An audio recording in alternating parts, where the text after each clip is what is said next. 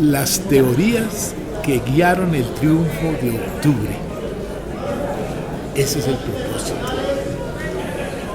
Entonces, por eso se realza las características fundamentales que los principales líderes de octubre apreciaron, cuidándome de no meterme en algunas cosas que ya son particulares, de evolución, pero que de todas maneras para un seminario no puedo dejar abandonado del todo, porque estamos en un mundo dinámico, y hablar de octubre sin referirse a algunos hechos recientes en el debate del socialismo pues quedaría como algo insípido. La idea es un seminario que tenga vida política y no un seminario muy acartonado con elementos académicos, teóricos. Yo lo entiendo así. Héctor Moncayo, investigador social y político, profesor, escritor, activista, defensor de derechos humanos, etc. Bueno, la tesis que yo quise plantear centralmente es que la importancia de la Revolución Rusa ha sido olvidada y desconocida en los últimos tiempos, especialmente a partir del derrumbe de lo que se llamaba socialismo. Y eso llevó a pensar a mucha gente que ya eso no valía la pena reflexionarlo, era un tema obsoleto. Entonces, yo considero que hoy debemos volver sobre esa experiencia, porque no solamente hizo unos grandes aportes, unas grandes innovaciones, sino que dio en su experiencia histórica los elementos de crítica para profundizar sobre la misma experiencia. Esa es la riqueza y la vitalidad de la Revolución Rusa. Y finalmente una anotación. Lo primero que hay que discutir es sobre el concepto de revolución. En el siglo XX, gracias al impacto de la Revolución Rusa, toda transformación social se pensaba en clave de revolución. Ya no. La pregunta es, ¿tenemos que volver a ese concepto de revolución como transformación radical?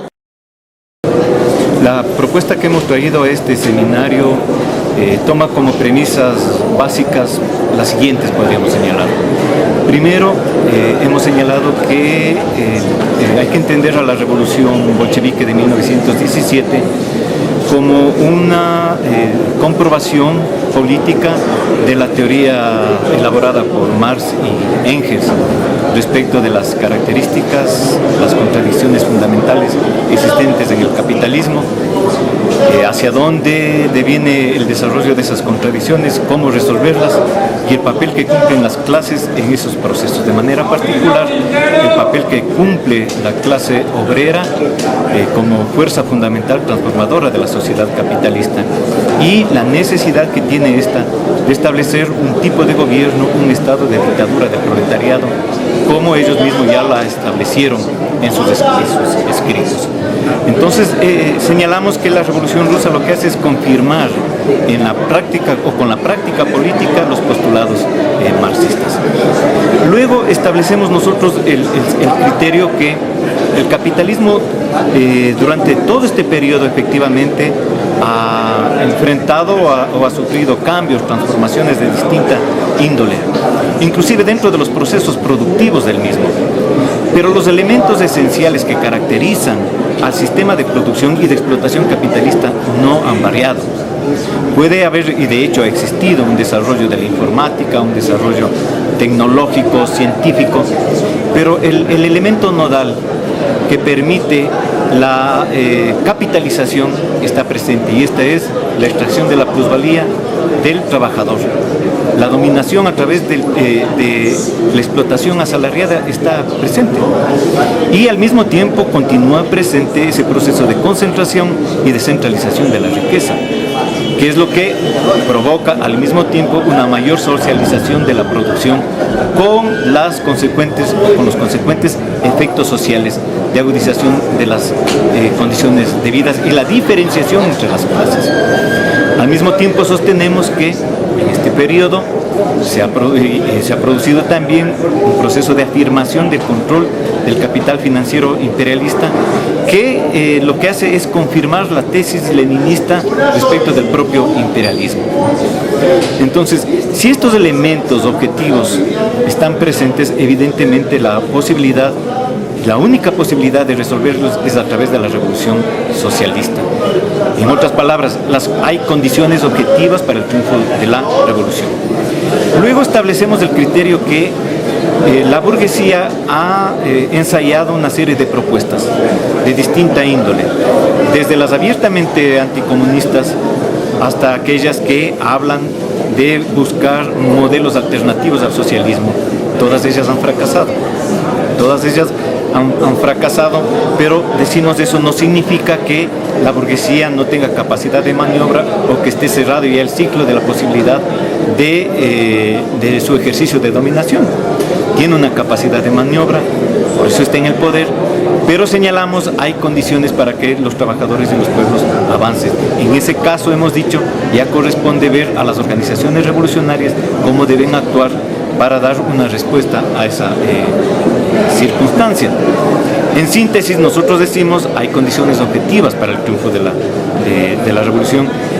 Las tareas planteadas por la revolución socialista, como hemos dicho, demuestran la validez de los principios marxistas, están pendientes de ser cubiertas ahora, en el mundo del 2000. Están planteadas, están pendientes, vivimos la época del imperialismo y las revoluciones proletarias, esas tareas aún no han sido cumplidas y por lo tanto el periodo de las revoluciones está planteado. Tenemos que encarar la acción política de tal manera de orientar la lucha de los trabajadores y los pueblos hacia esa perspectiva. ¿Qué debemos hacer para formar a los nuevos y nuevas dirigentes revolucionarias? Sin duda, habrá que enseñar y aprender conceptos, historia, técnicas, métodos, pero sobre todo hay que trabajar sobre la vergüenza y la pasión, y eso se hace en la lucha misma. Marx, Lenin, el Che, Rosa Luxemburgo, Fidel, se formaron en el quehacer cotidiano de hacer posible la revolución. El puñado de bolcheviques que luego se multiplicó en pueblo se formaron en décadas de tareas revolucionarias. El socialismo será posible empezándolo a hacer realidad en el día a día de nuestras acciones organizativas y políticas.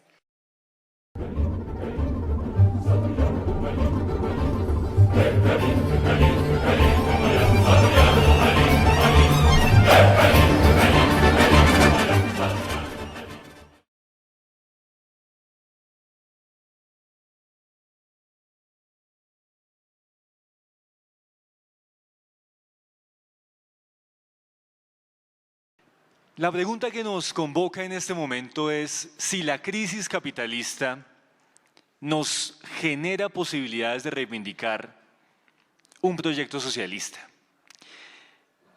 Yo quiero recordar aquel momento crucial del final de la vida de Marx cuando entra en un muy rico diálogo con los compañeros populistas en Rusia.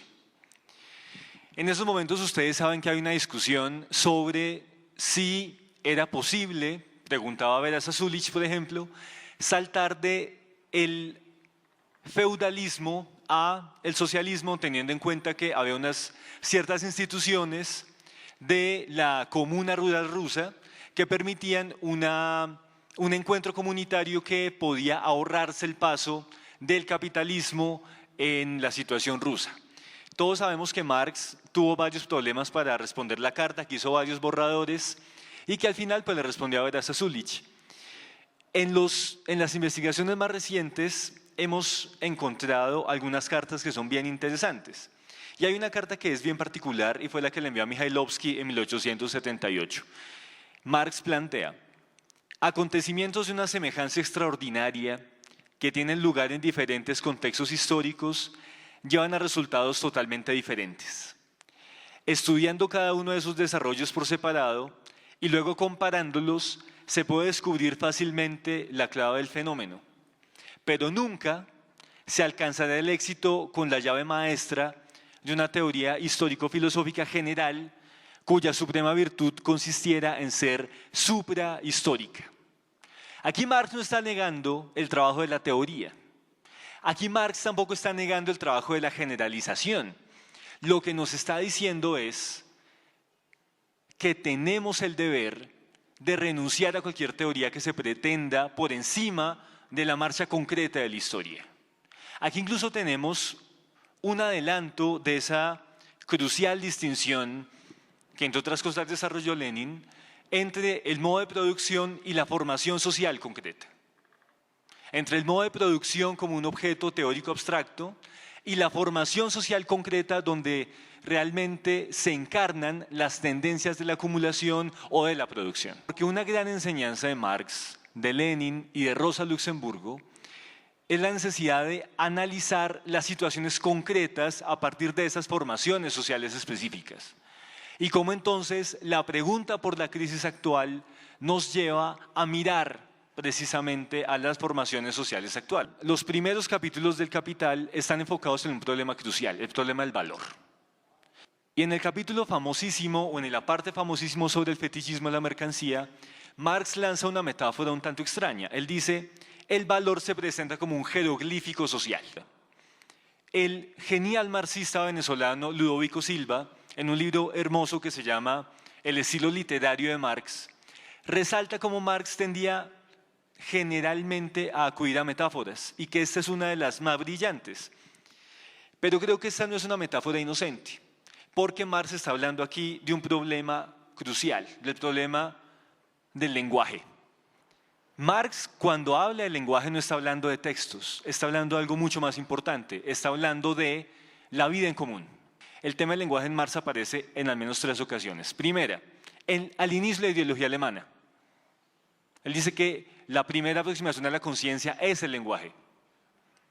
Segundo, en la introducción en el problema del método en los Grundrisse, él ahí habla del lenguaje para criticar a los economistas políticos burgueses que creían que los individuos se bastaban a sí mismos y que no precisaban de relaciones con otros. Eso que Marx llamó las Robinsonadas. Cuando Marx quiere refutar a esos economistas burgueses, habla del ejemplo de Robinson Crusoe. Y lo que dice es tan absurdo pensar que una persona sola pueda aprender un lenguaje. Para aprender un lenguaje necesitamos de la vida en común. A mi juicio, el proyecto socialista tiene que partir de pensar una nueva forma de reproducción social acorde a una nueva concepción del valor. Y ese valor creo que tiene que partir de una idea de valor intrínseco de la naturaleza, de la igualdad entre los humanos y de defensa de la comunidad. Y por supuesto, eso implica resituar un proyecto comunista no solo como un modo de producción y no solo como un contenido ético-político, también la idea de la defensa de lo común contra el rapto de la explotación que genera cada día el capital.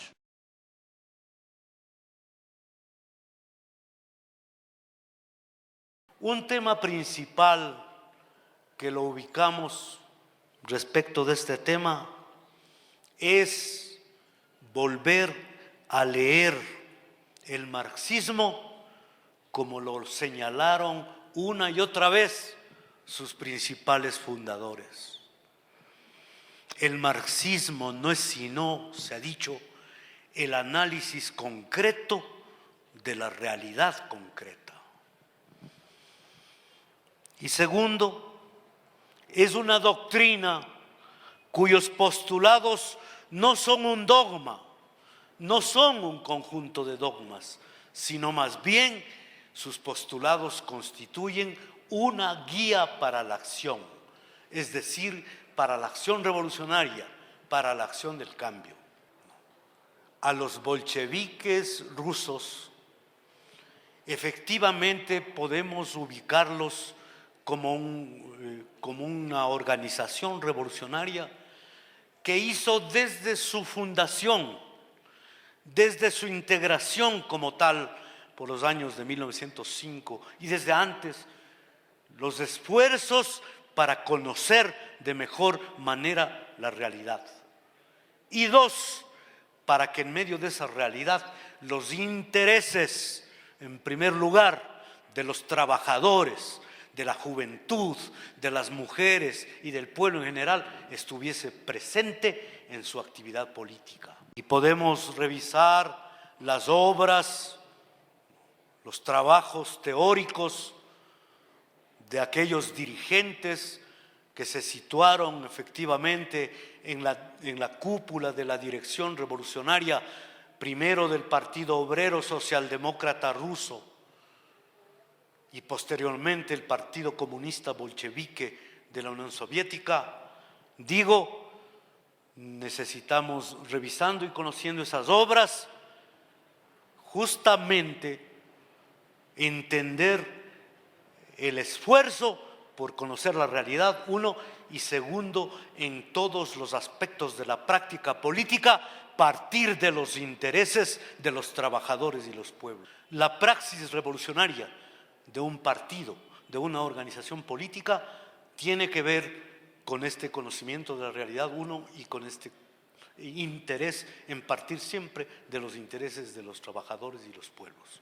Porque en cada situación concreta, en cada viraje específico en la vida social o en los fenómenos sociales, indudablemente las realidades cambian y la validez de la existencia de un partido y de un grupo de dirigentes revolucionarios radica en el hecho de que puedan interpretar esa realidad y según eso trazar las tácticas, las orientaciones en los distintos momentos que iluminen la praxis revolucionaria.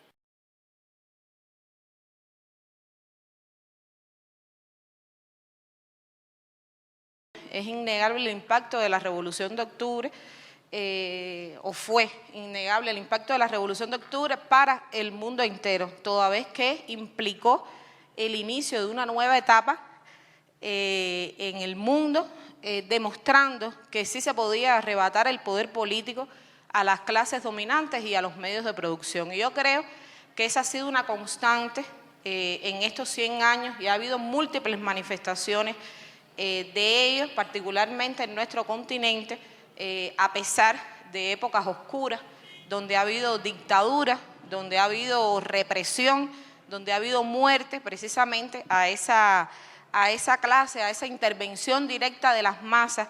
Y en estos 100 años, en la conmemoración de estos 100 años de la Revolución de Octubre, yo creo que es fundamental exponer el caso de la Revolución Cubana, que indudablemente estuvo bajo el influjo, bajo el impacto precisamente de esta Revolución de Octubre, pero no fue sino hasta 2 años después, un poquitico más de 2 años después de haber triunfado la Revolución, que triunfó el 1 de enero de 1959, sin embargo, no fue hasta el 16 de abril de 1961 cuando se produce la invasión norteamericana a Playa Girón, que Fidel proclama el carácter socialista de la revolución. O sea, precisamente el proceso revolucionario cubano fue posible porque se dieron las causas objetivas y subjetivas para su consecución después digamos, de la intervención, porque no podría hablarse de fracaso, de la intervención de Estados Unidos en la guerra cubano-española, después de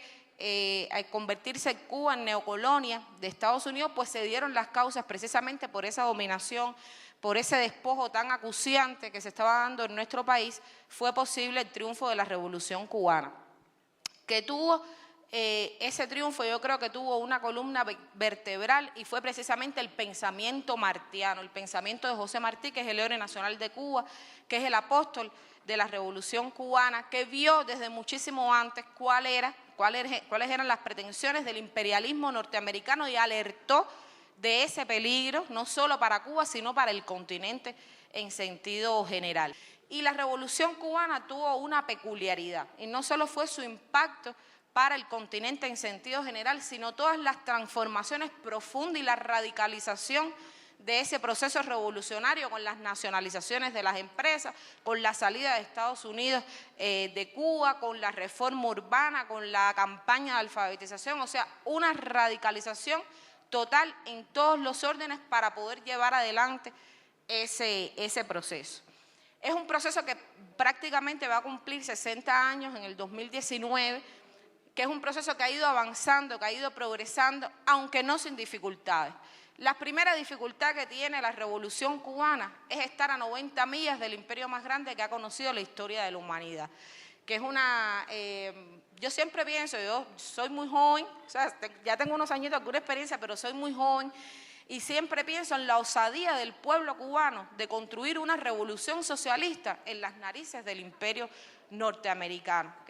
¿Cuánta osadía? O sea, esa frase de Martí, de la lucha de David contra Golías, yo creo que es la expresión más palpable de lo que pasa al interior de la Revolución Cubana.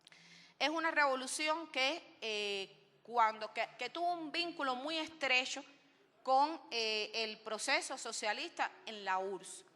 Y cuando cae el muro de Berlín, cuando este proceso concluye, había una idea generalizada de que con ese proceso también caía la Revolución cubana. Y los enemigos de la Revolución apostaron a esa caída una vez concluido o una vez finalizado el proceso en la URSS. Sin embargo, no fue así.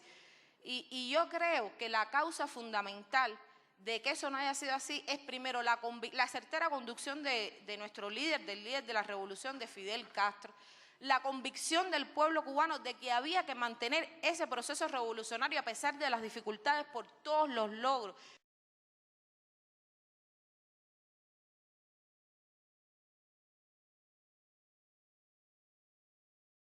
Me encontré en biblioteca buscando como cosas que permitieran como en la actualidad plantearnos esa visión de los bolcheviques.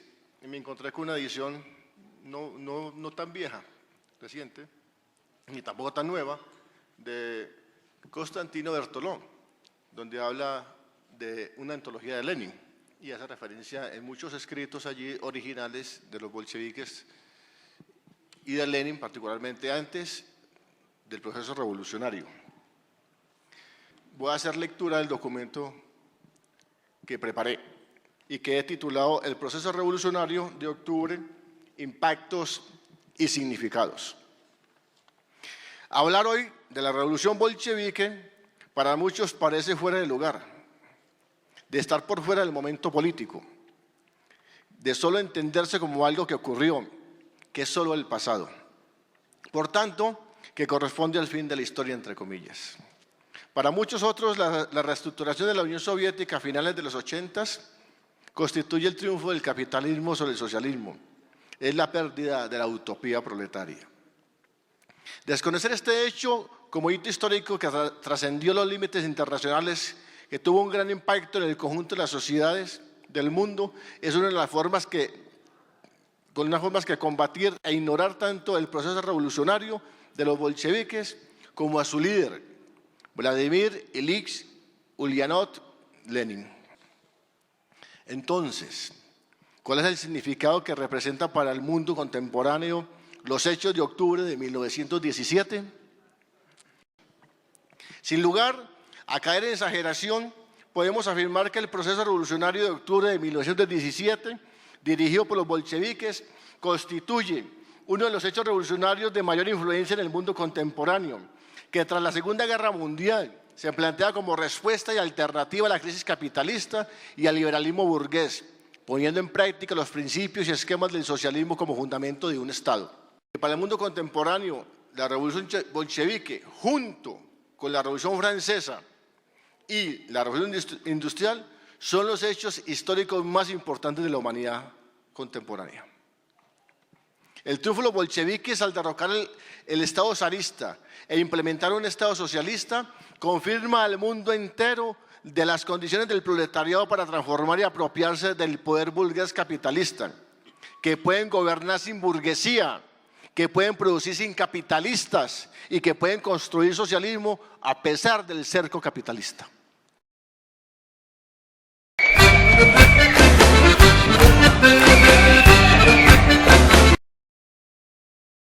Mi nombre es Luis Alonso Quimbayo Díaz, soy sociólogo, soy abogado, defensor de los trabajadores. Mi práctica política se ha desarrollado en defensa de los intereses y aspiraciones de los trabajadores.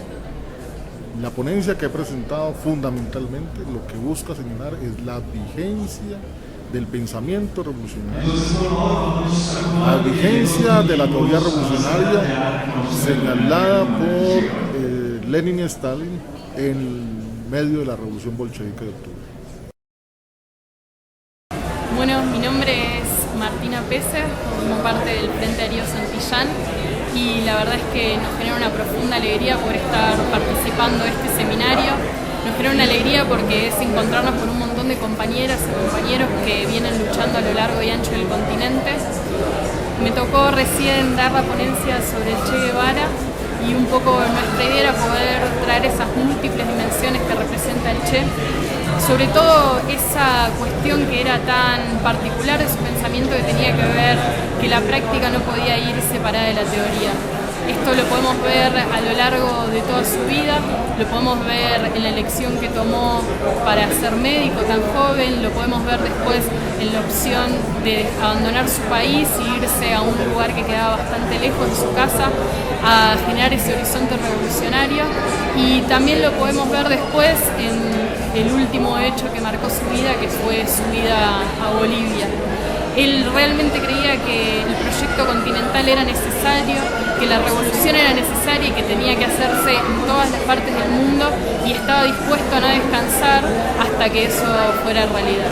Un poco nuestra idea era traer a este Che, más allá del Che guerrillero que todos conocemos, y traerlo ahora para poder continuar su ejemplo, que es lo que él querría. Mi nombre es Silvia Quintero, soy estudiante y egresada de la Universidad Nacional de Colombia. En este momento también soy profesora de un curso en el Departamento de Ciencia Política de esa universidad. Lo que quería plantear principalmente en mi presentación en este seminario tenía que ver con cómo, a partir de los planteamientos de Marx, en especial de su idea de la crítica y de una crítica que invita a la praxis revolucionaria, es posible hacer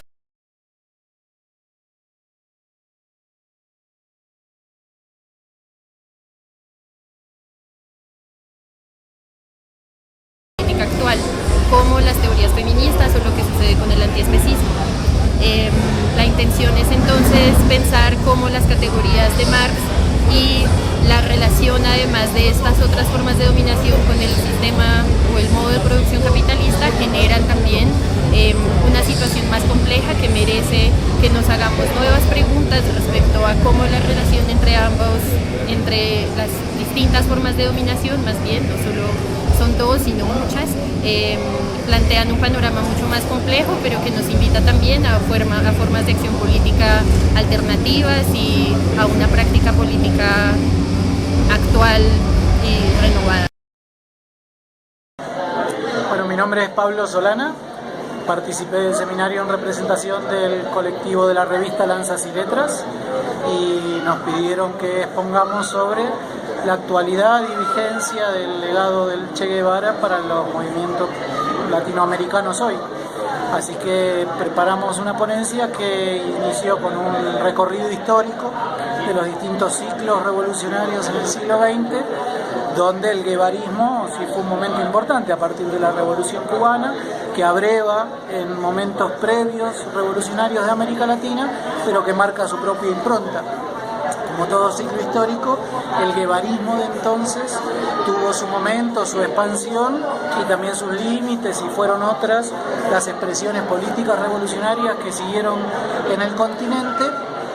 Y nuestra hipótesis que vinimos a compartir al seminario es que hoy día hay condiciones para volver al guevarismo, para retomar el ideario guevarista, propuestas que alimenten la resistencia, la lucha y las perspectivas revolucionarias hoy.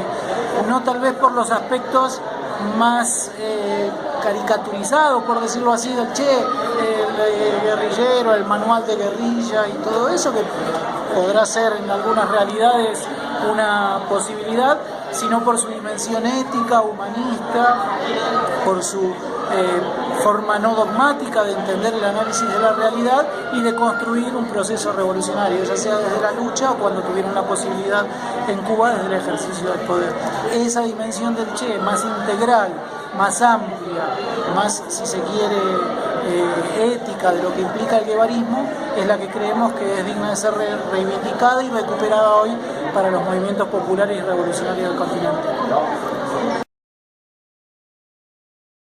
Soy Juan Hopton, vocero del Congreso de los Pueblos. He estado en el seminario de los 150 años del Capital planteando un punto de vista sobre la vigencia del socialismo en el contexto actual de la crisis capitalista. Esencialmente lo que he tratado de identificar es qué es lo que debe superar cualquier socialismo que tenga pertinencia. Segundo, he señalado cómo la solución capitalista y la solución socialdemócrata reformista no resuelven, pero ni siquiera avanzan en las contradicciones sustantivas del capital. Y posteriormente he intentado hacer una una desagregación de los puntos en los cuales el socialismo intentó dar respuestas y cómo estas respuestas han sido en algunos puntos más insuficientes que en otros. Para finalizar en las tesis centrales, que es la necesidad de que el socialismo que está vigente es un socialismo que resuelva los problemas de la ley del valor en una sociedad poscapitalista, esencialmente que acuda a la producción de bienes de uso como eje central de la producción. Por otro lado, el socialismo que está vigente es uno que entienda el carácter ecosocialista de cualquier propuesta triunfadora en este momento.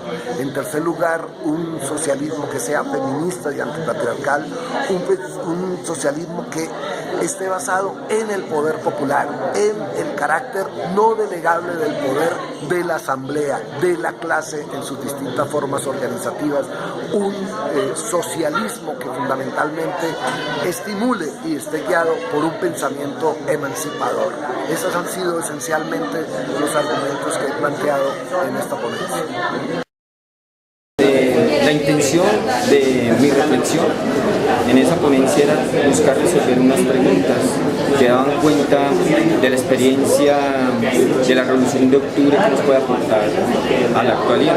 Y mencionaba solamente 4 elementos: el papel de las mujeres en la insurrección de San Petersburgo, el altamente pueblo organizado también en San Petersburgo, la presencia y el aporte de los intelectuales, de los literatos, y también cómo se va construyendo en medio de la praxis, en medio de la acción directa de una subjetividad revolucionaria.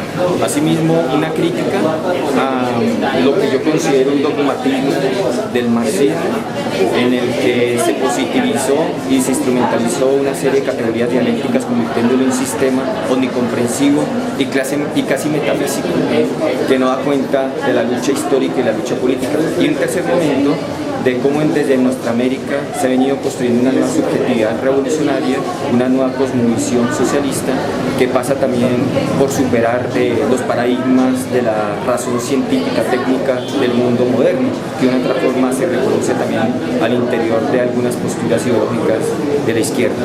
Y es en ese sentido que rescatamos la figura de Calibán como una utopía que también está volcada hacia el pasado para la reivindicación y la resignificación de esas luchas de los afros, los indígenas, las mujeres, para hacer posible esa nueva praxis, esa nueva cosmovisión que intenta superar la sujeción y la dominación. Que la crisis que hoy vive el capitalismo, que se recrudece cada vez más, es un punto de vista para entender que necesariamente el capitalismo es empujado por los movimientos sociales, necesariamente tiene que sucumbir ante la salida correcta que es el socialismo. Entendemos un socialismo humano, un socialismo también que repercuta fundamentalmente en el mejoramiento de las condiciones de vida del ser humano, como lo digo, pero negando esencialmente todas aquellas categorías que rigen en el capitalismo para poder desarrollar la ganancia extrema y cambiarla por unas condiciones de vida totalmente diferentes para los pueblos en el mundo.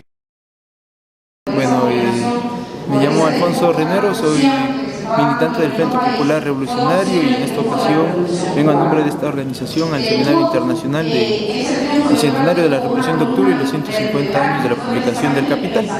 En ese sentido, la ponencia con la que participé trataba o se centraba en la explicación de la caída tendencial de la tasa general de ganancia como explicación de la teoría marxista-leninista de la crisis del capitalismo, que esta crisis tiene diferentes manifestaciones según la situación en la que se encuentre el mismo desarrollo del capitalismo, y que ante estas contradicciones propias del capitalismo que se manifiestan en esta caída tendencial de la tasa general de ganancia, pues la salida para la clase obrera, el campesinado pobre, las amplias masas populares, necesariamente es la revolución.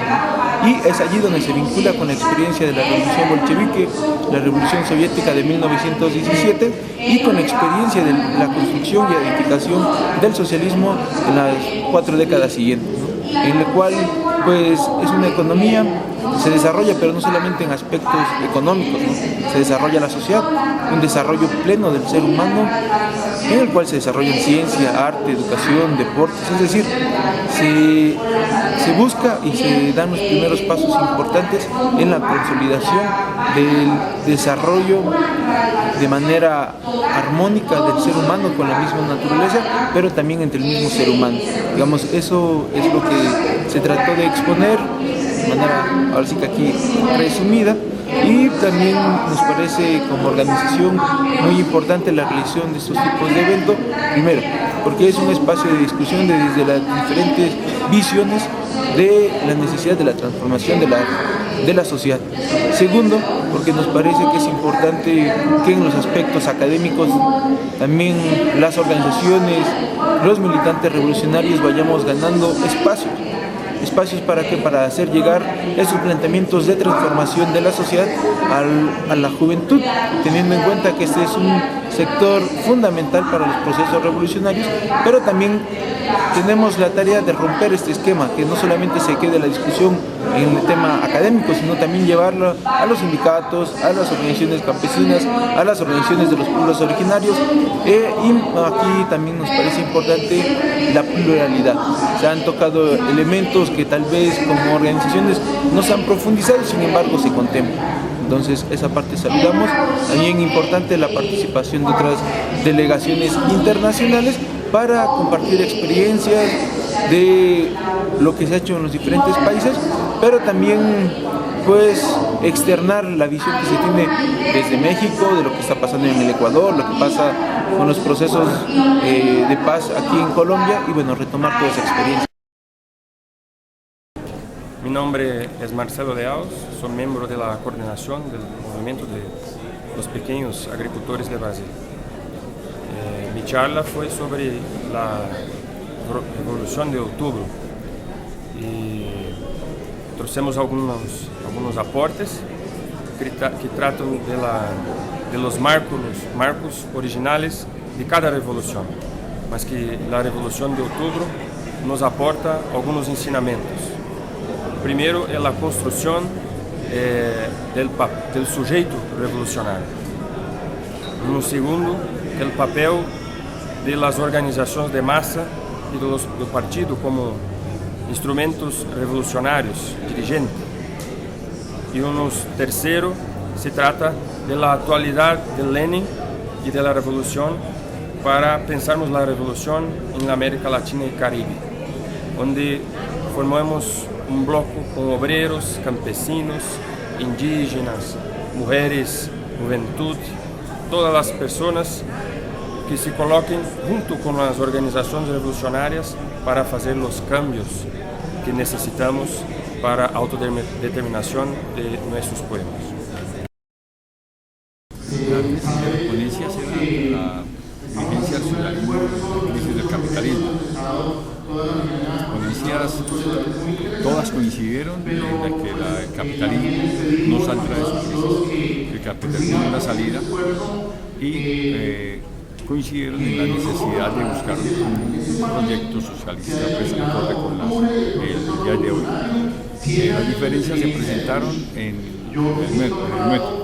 Dos de los ponentes defendían la revolución bolchevique como una revolución mundial y como una revolución que compartiendo la historia de la humanidad, y que esa era la salida, ese era el socialismo que necesitamos hoy. Y otros dos de los ponentes planteaban que no fue una revolución bolchevique, sino una revolución soviética, y que la salida al socialismo de hoy no es el proceso pues, bolchevique. También se coincidió en la necesidad de la unidad, de avanzar en los procesos de unidad, que es no solamente una necesidad, es una obligación de todos los funcionarios colombianos. Hola, mi nombre es Alejandro Mantilla, soy integrante del Instituto Nacional Sindical y del Congreso de los Pueblos.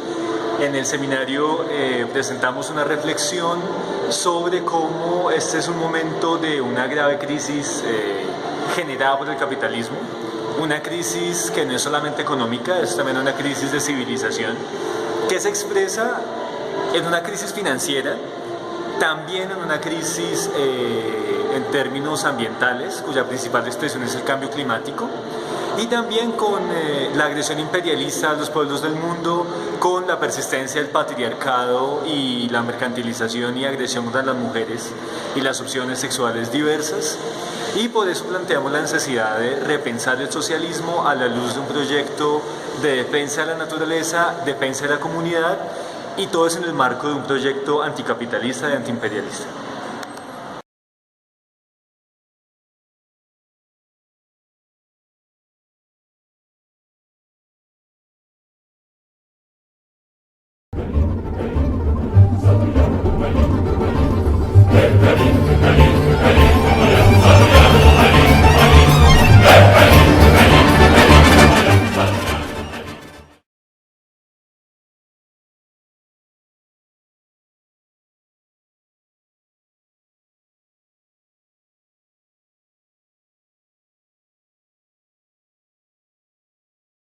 Antes de empezar, quiero que escuchemos estas dos canciones.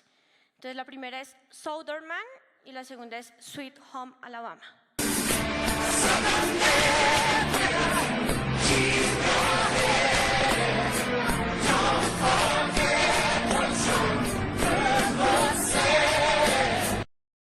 Ahora vamos con Sweet Home Alabama.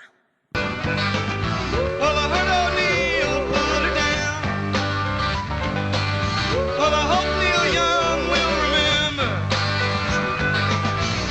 Southern man don't need him around anyhow.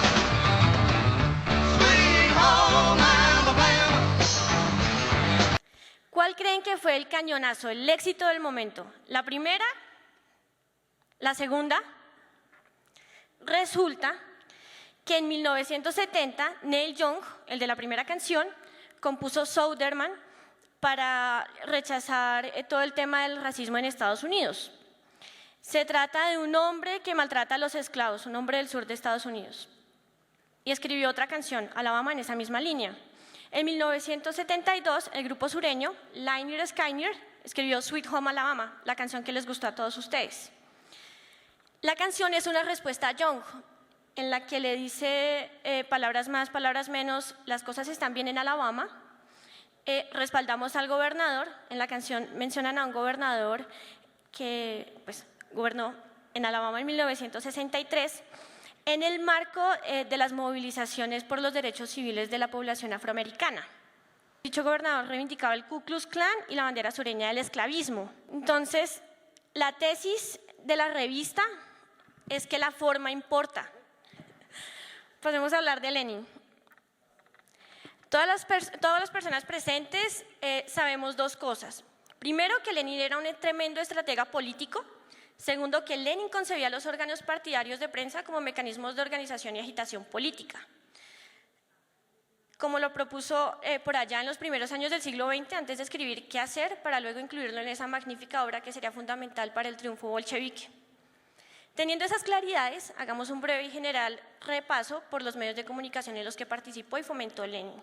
La Chispa, eso es fácil, Iskra, de 1900, que desempeñó un papel decisivo en la creación del Partido Revolucionario de los Trabajadores y en la difusión de ideas marxistas contra el reinante empirocriticismo, el economicismo y el populismo ruso. Y Pravda, que se constituyó después como el medio oficial. Ahora, Marx. A Marx también le gustaba este cuento de los medios de comunicación y los utilizó como difusores de sus posturas y discusiones políticas. Basta ver sus publicaciones en la Gaceta Renana para dimensionar su gusto por esta labor y la importancia que le daba. Como hemos visto hasta el momento, tanto para Lenin como para Marx, los medios de comunicación eran importantes. La literatura, la prensa eran mecanismos de concienciación política. Lenin, en su momento, buscó a los mejores, como Mayakovsky, quien era un redactor brillante, y a Rodchenko, quien hizo muchos de los carteles que todavía se usan en la publicidad de izquierda. Esto nos da cuenta de dos cosas. En ese momento, los medios, como hemos visto, eran perseguidos y censurados. Y segundo, no contaban con imprenta, ni materiales suficientes para desperdiciar. Así que toda la información debía estar contenida en el menor espacio posible. O sea, todo está ahí embutido. Todo lo que tenía que saber el obrero está ahí embutido. Esto nos indica que cada lapso de tiempo tiene sus estéticas determinadas y vean que Marx y Lenin no eran ajenos a esto. Estamos de acuerdo en que es la época del imperialismo. del capital financiero, que los monopolios continúan y se agudizan, que los conflictos árabes son un hervidero de las guerras interimperialistas por los recursos. Pero no perdamos de vista eso del análisis concreto de la situación concreta. La cosa es que el imperialismo contemporáneo está ejecutando un modelo económico, el neoliberalismo, que si nos enfocamos en lo cultural, que sin lugar a dudas está atado en lo económico, promueve de forma aguda el individualismo, la fragmentación social, la ruptura de lo comunitario, la privatización de lo común, y que ha hecho que los más diversos medios de comunicación corporativos, al conjugarse con la publicidad, se configuren como potentes maquinarias de legitimación del orden. Durante la presidencia de Uribe, la seguridad democrática fue el primer pilar de su mandato. Esta se sustentaba en la eficacia reflejada en ¿qué? En el número de bajas, incautaciones, detenciones y demás. Este enemigo toma el nombre de moda, el terrorista. Terrorista, que palabras más, palabras menos, es el que está en desacuerdo con. Ahora, en los medios de comunicación, el enemigo común, el terrorista, toma forma de un homo sacer, es decir, no es hombre ni bestia, es una cosa intermedia, es como un hombre lobo. Y como no es ni una cosa ni la otra, es necesario acabarlo, exterminarlo, y si se extermina, pues no pasa nada porque no se está matando ni a un animal ni a un hombre. Entonces, ¿eso cómo lo hemos reflejado? Lo hemos reflejado en el caso de cómo los medios de comunicación presentaron el cuerpo de Raúl Reyes, de cómo presentaron la mano de Iván Ríos, como si no fueran personas. Incluso lo hacen no solo con personas, lo hacen también desprestigiando organizaciones como el EPL, que ahora son presentados como bandas criminales y las despojan de su carácter de beligerancia, para que las personas que consumen de dichos medios, primero, renieguen del proceso de paz y segundo, estén de acuerdo de cerrar todo espacio de diálogo con organizaciones como el EPL. Otro ejemplo interesante es la satanización, por ejemplo, de alias Megateo.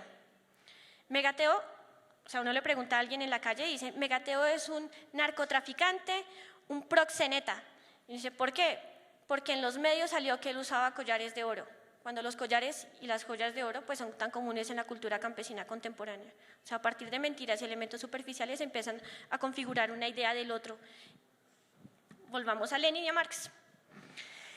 ¿Será que si Lenin y Marx vivieran en estos tiempos no harían uso de los medios que gotean de los pequeños quiebres del sistema, como los espacios que se pueden disputar desde el uso creativo de las redes sociales digitales? ¿O continuarían con el periodo de agitación, con el periódico de agitación, la revista de discusión teórica? Aquí, sin ánimo de ofender otra vez, el panfleto de letra Arial 9 interlineado sencillo de 5 páginas tamaño oficio. La estética, el lenguaje, el diseño de Marx y Lenin corresponden a su tiempo. Se trata de buscar estéticas originales, heroicas, que no le apunten a marginarse, sino a avanzar. Pero está difícil si dejamos de un lado un terreno tan importante como el de la opinión pública, el sentido común y lo mediático.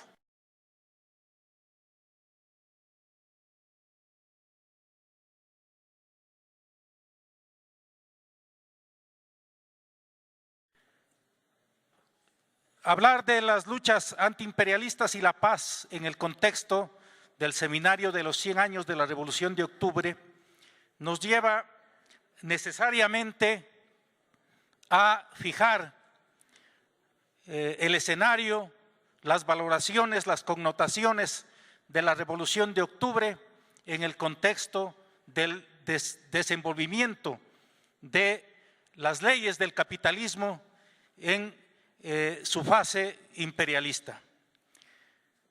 El leninismo es el marxismo de la época del imperialismo y de la revolución proletaria, definió Stalin. Y efectivamente esa valoración se aplica y se constata en el propio desenvolvimiento de la Revolución de Octubre y las connotaciones posteriores. La comprensión leninista del imperialismo significa ubicar al desarrollo del capitalismo en una nueva fase, en la fase del dominio de los monopolios. Si la implantación del capitalismo fue la implantación de la violencia, su paso a la fase imperialista implicó la exacerbación de esta violencia. Esta comprensión de la naturaleza rapaz, agresiva, violenta, criminal del imperialismo la estableció Lenin en su genial obra el imperialismo, fase superior del capitalismo, culminada en 1916 y publicada a mediados de 1917 en pleno desenvolvimiento de la revolución bolchevique. Esa comprensión cabal de la naturaleza del capitalismo en su fase imperialista es, entre otros tantos, uno de los factores claves para el triunfo de la Revolución de Octubre. Sus enfoques y conclusiones aportaron definiciones trascendentales en las orientaciones tácticas y estratégicas de la Revolución de Octubre. Acudo aquí al propio Lenin, que señala: el régimen soviético es precisamente una de las confirmaciones o manifestaciones evidentes de esta transformación de una revolución en otra. El régimen soviético es el máximo de democracia para los obreros y los campesinos y a la vez significa la ruptura con la democracia burguesa y el surgimiento de un nuevo tipo de democracia de alcance histórico universal, la democracia proletaria o dictadura del proletariado. La Revolución de Octubre, conducida por Lenin y Stalin y el partido bolchevique, sentaron también las premisas de una comprensión más cabal sobre las cuestiones de la guerra y la paz, a partir de la confirmación de la naturaleza agresiva, violenta y guerrerista del imperialismo. Aquí también acudo a Lenin, quien nos reitera: la cuestión de las guerras imperialistas, de la política internacional del capital financiero, política que domina hoy en todo el mundo y que engendra inevitablemente nuevas guerras imperialistas, que acentúa ineludiblemente y de modo inaudito la opresión nacional, el pillaje, la expoliación, el estrangulamiento de pequeñas naciones débiles y atrasadas por un puñado de potencias avanzadas, es una cuestión que se ha convertido desde 1914 en piedra angular de la política de todos los países. Es una cuestión de vida o muerte para decenas de millones de seres. Se trata de saber si en la próxima guerra imperialista que la burguesía está preparando, esto decía Lenin 4 años después del triunfo de la Revolución de Octubre, se trata de saber si la próxima guerra imperialista que la burguesía está preparando a nuestra vista, que va surgiendo del capitalismo ante nosotros, morirán 20 millones de seres humanos en lugar de los 10 millones que perecieron en la guerra de 1914-1918 y en las pequeñas guerras aún no terminadas que vinieron a completarla. Se trata de saber si en esa futura guerra inevitable, caso de que subsista el capitalismo, quedarán mutilados 60 millones en lugar de 30 millones de mutilados de 1914 a 1918.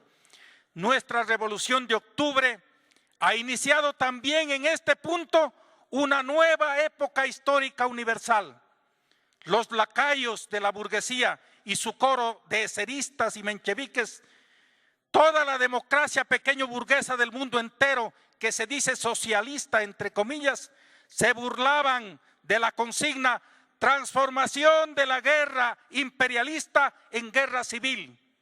Pero esta consigna ha resultado ser la única verdad, desagradable, brutal, desnuda e implacable. Desde luego, más verdad el sinfín de los más sutiles engaños patrioteros y pacifistas. En estos engaños se vienen abajo, se han puesto al desnudo el fondo de la paz de Brest.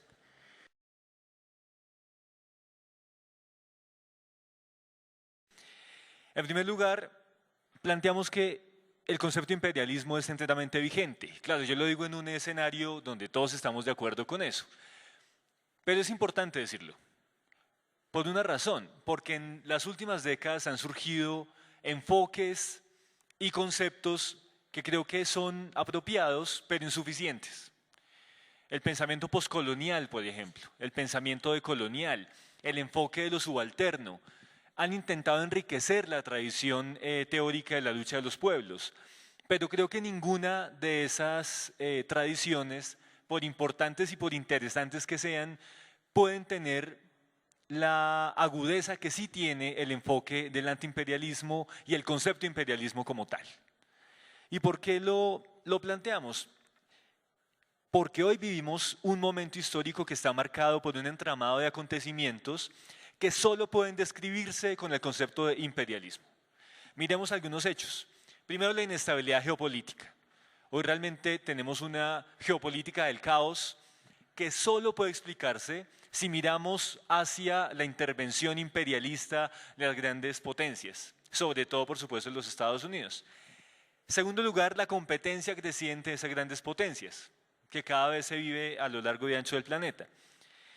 La rapiña por los bienes comunes, los atentados que hoy sufrimos los pueblos por el control del agua, del petróleo, de los bosques, del acervo genético, de la minería, etc. Eso muestra que realmente continúa la rapiña por los bienes comunes y por las materias primas, y que esa rapiña solo puede entenderse mirando hacia el imperialismo. Y creo que lo que está pasando en Venezuela en buena medida se explica por la intervención imperialista. Marx no usa el concepto de imperialismo, eso lo sabemos. Pero recordemos que uno de los últimos capítulos del libro 1 del Capital trata sobre la colonización. Luego, sin duda, a finales del siglo XIX e inicios del XX, el concepto de imperialismo ya logra su forma acabada en la tradición marxista. Y creo que son tres teóricos cruciales, dos de ellos al lado de allá, quienes generan ese gran concepto de imperialismo. Lenin, Rosa Luxemburgo y Bujarin. A pesar de las diferencias entre ellos tres, resaltan algunos rasgos comunes, y yo me voy a permitir leerlos. El imperialismo, sobre todo, está ligado al capital financiero y monopolista, a la plusganancia monopolista. No es lo mismo la extracción de plusvalía a escala nacional a la generación de plusvalía ligada a monopolios que se generan globalmente. En tercer lugar, por la división internacional del trabajo y la internacionalización del capital, por la división del mundo en grandes potencias, por un tema que la globalización muchos piensan que ya desplazó, pero que sigue plenamente vigente, como lo mostró hace algunos años Atilio Borón, y es que los estados-nación imperialistas promueven los intereses de sus propias empresas monopolistas. ¿Sí? Recuerden la tesis de Negri. Negri decía que ya no estábamos en el imperialismo sino en el imperio, y que realmente ya no se podía hablar de competencias nacionales. Eso es falso. Empíricamente, los estados imperialistas promueven los intereses de sus propias empresas. A pesar de las coincidencias que tenían Lenin, Rosa Luxemburgo y Bujarin, el compañero Bujarin, aún así hay algunos matices. Rosa Luxemburgo hizo un particular énfasis en la ligación del imperialismo con las crisis económicas y con la expansión del capital hacia zonas no capitalistas. Esa es la gran tesis de su libro La acumulación de capital, ligado con la teoría de la reproducción ampliada defendida por Marx. Bujarin le dio mayor importancia al crecimiento del capital monopolista, a la división internacional del trabajo y a la internacionalización de capital, resaltando que el imperialismo necesitaba una acumulación derivada de explotación de mano de obra barata en la periferia. Lenin, que tiene de lejos la teoría más acabada del imperialismo, bebe de los dos, es un muy buen lector de Bujarin también, eran muy cercanos, pero sin duda tiene la teoría más acabada. Y Lenin destaca la centralidad de los grandes monopolios, la expansión del capital financiero, la concentración de la riqueza a escala global y la rivalidad de las grandes potencias que luego desemboca en la Primera Guerra Mundial. Pero aquí hay un punto donde también coinciden Lenin, Rosa Luxemburgo y Hilferding. Y es que a diferencia de Hobson, quien creía que el imperialismo era una especie de mala voluntad de los gobernantes ingleses, Rosa Luxemburgo, Bujarin y Lenin saben muy bien que el imperialismo es una tendencia del capital. Es una tendencia del capital que se explica, por supuesto, por su tendencia a la crisis, y que es una etapa resultado de los procesos entrelazados del capitalismo. Recordemos la fase de Warren Buffett. Warren Buffett creo que es el segundo o tercer hombre más rico del planeta. Warren Buffett hace algunos años en una entrevista dijo, claro que hay lucha de clases. Hay lucha de clases y le estamos ganando los grandes empresarios del mundo. El heroísmo de la Revolución de Octubre, la llamemos soviética o bolchevique, al lograr vencer a una coalición de 14 países imperialistas que intentaron sofocar la gesta del pueblo ruso, es el mejor ejemplo de lucha antiimperialista. Lo primero es expresarles que quiero entregar un concepto del imperialismo que está avanzado esencialmente en dos libros que me parecen, al haberlos estudiado, libros que han logrado concretar, han logrado materializar una tesis respecto a la definición de hoy en día que sigue vigente de lo que significa el sistema imperialista. Los libros son El imperialismo, fase superior del capitalismo, de Lenin, y el Manual de Marxismo-Leninismo de la Academia de Ciencias de la URSS. Estos libros nos dicen a nosotros que identifican tres grandes aspectos propios de este sistema en crisis, que están sumamente vigentes y que contribuyen importantes elementos para entender la coyuntura. Lo primero es entender que el capitalismo imperialismo es monopolista. Eso significa que continúa operando bajo la modalidad de cárteles, sindicatos y trusts. Ustedes se preguntarán, ¿y qué significa esto? Estos son formas internacionales de repartición económica y distribución de zonas y territorios estratégicos entre los países potencias, por ejemplo, los G8. Los bancos, por supuesto, privados y extranjeros, siguen jugando un papel trascendental en la injerencia de las economías de los estados y la apropiación y el saqueo de materias primas de los países como única fuente vital para la producción de mercancías de esos países capitalistas imperialistas. El segundo es que el capitalismo que vivimos hoy en día, que es el imperialismo, está en descomposición o es parasitario. Eso significa que hereda una crisis general sistémica y por lo tanto una tendencia de la descomposición que distingue a todo monopolio del régimen de la propiedad privada sobre los medios de producción. Esto puede verse reflejado en la formación de un enorme sector de capitalistas rentistas, en la exportación de capital a otras naciones que continúan en ascenso, y es evidente la característica parasitante del capitalismo, donde el capital financiero expande la tendencia a la dominación y arremete contra la libertad de los pueblos.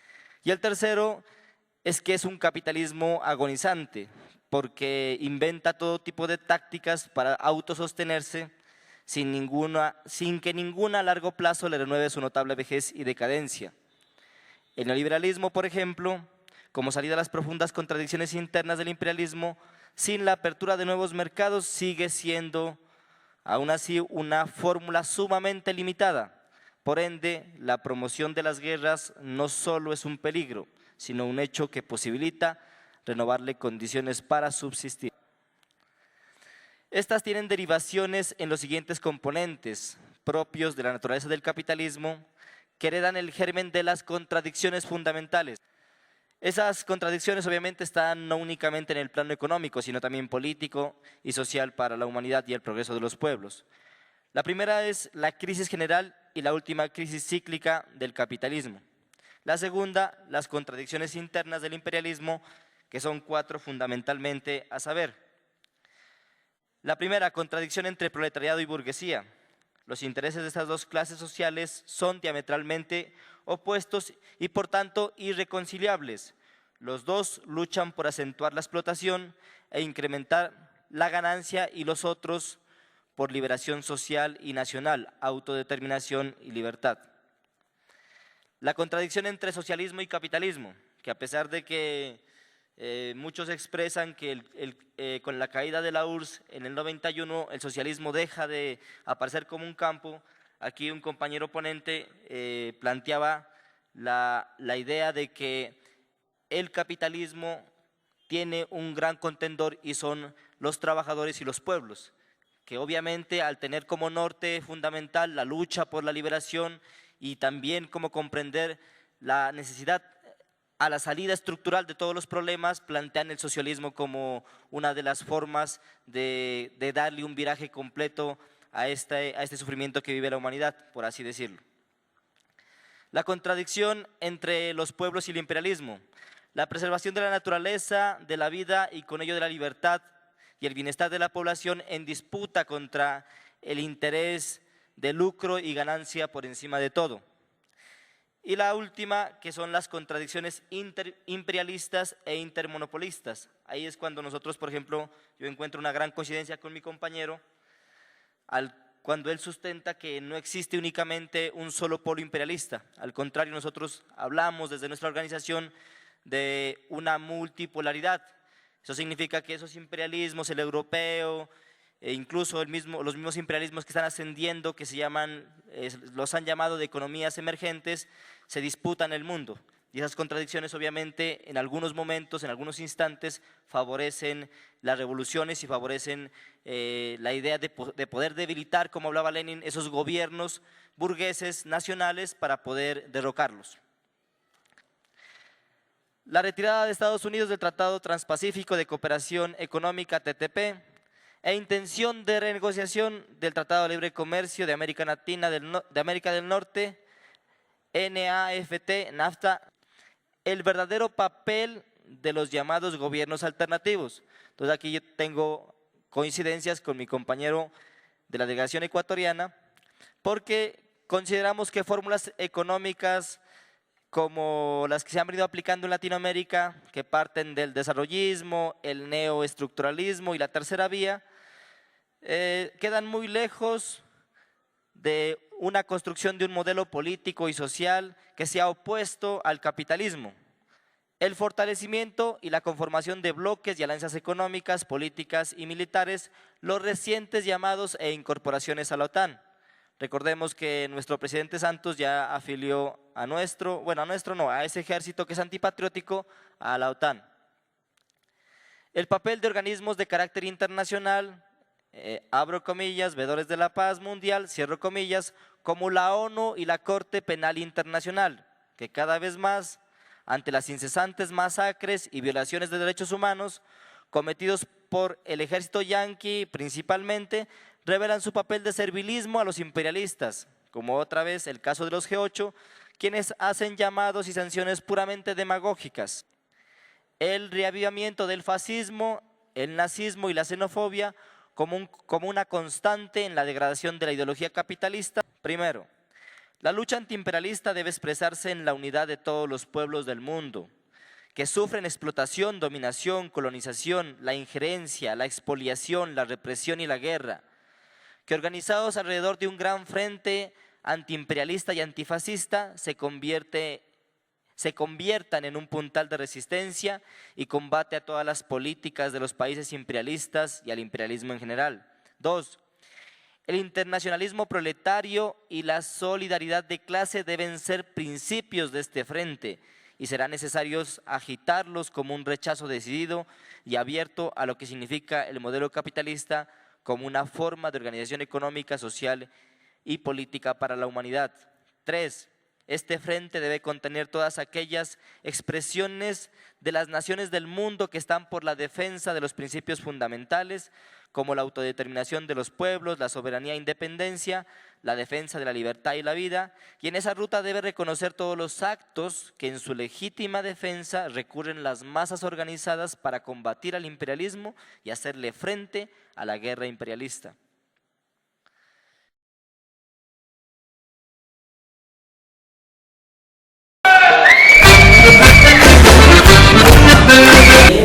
Mi nombre es Francisco Castillo, yo soy el coordinador nacional del Poder Indiano Popular de Colombia. La tesis central que hemos expresado ahorita es que tenemos una estrategia que es la de construcción del poder popular, con un horizonte que es el socialismo y con unas tácticas que tienen que ver con la lucha institucional y la lucha extrainstitucional. En la lucha institucional está la participación electoral y la toma en los gobiernos locales, regionales y nacionales.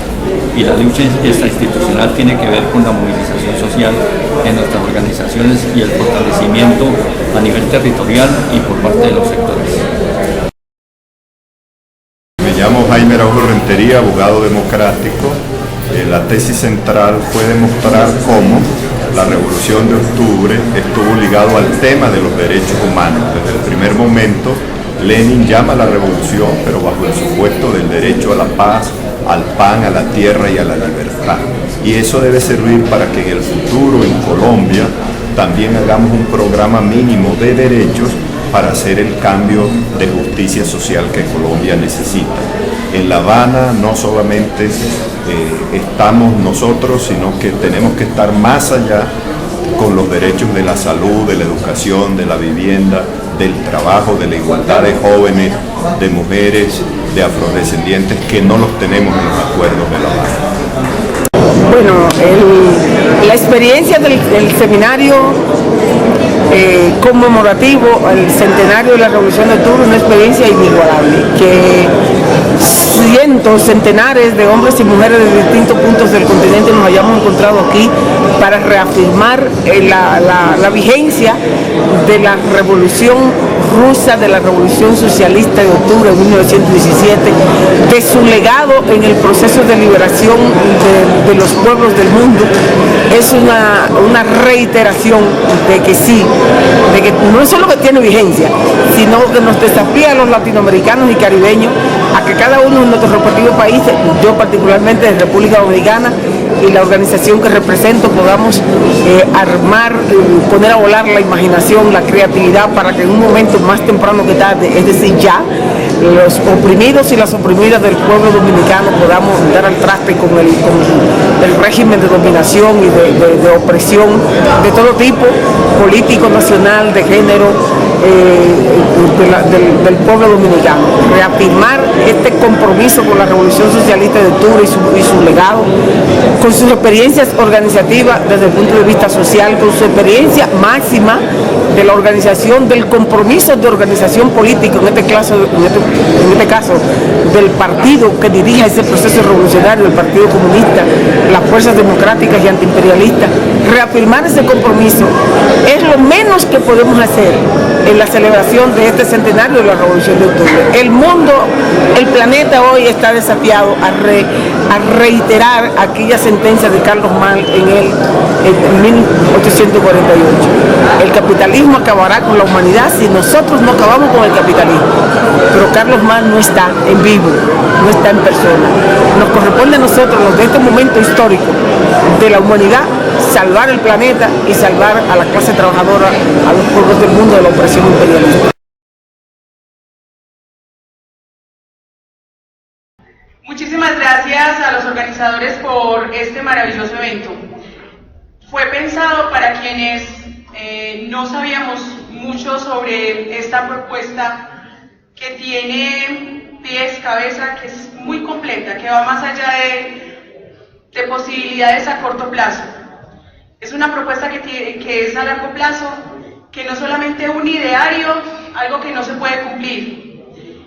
Además de las propuestas, el ideal, de todo el contexto y la teoría que hay detrás de esta propuesta social y revolucionaria, vimos también, o yo por lo menos alcancé a percibir, personas que pueden llevar a cabo, manos para todo ese cuerpo que le dieron a esta propuesta, que pueden llevar a cabo esta propuesta social y revolucionaria. Me siento muy orgullosa de haber estado aquí, quiero agradecerles muchísimo esta oportunidad. Yo le decía a un amigo, aprendí como si me hubiera tenido que leer, no sé, 10 libros, no estoy diciendo que me los vaya a leer, pero propiciaron esa motivación para que los quiera leer.